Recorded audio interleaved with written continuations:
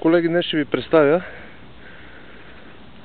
малките достижения, които постигнахме с моя Адрадхар Барут, свързани с командата Стоп.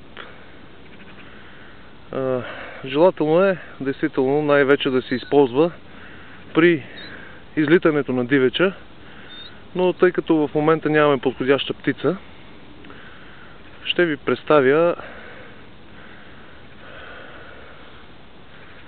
стопа, условно казано стопа, при изпълнение на командата апорт. Не знам дали е правилно. Оставям коментарите на господин Ники Неделчев и на господин Тодор Пейков, като капацитети в тази област. Може и да бъркам, затова ако съм сбъркал, моля, поправете ме. Започваме. Хайде, мамо. Стоп!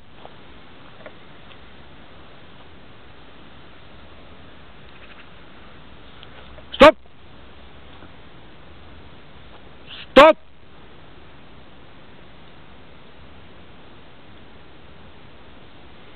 Стоп!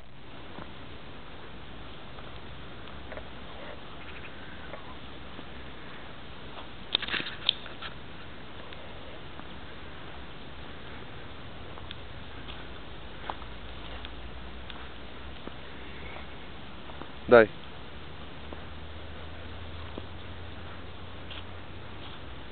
Стоп! Стоп!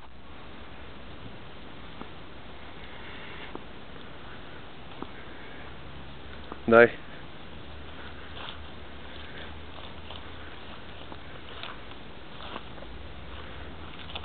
Стоп!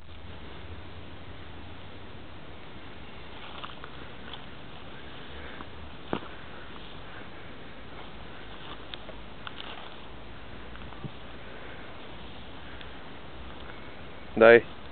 Стоп! Апорт! Браво! Браво, мамо! Точно така. Дай. Пусни. Браво на момчето. Браво, браво. Не. Шш. Място.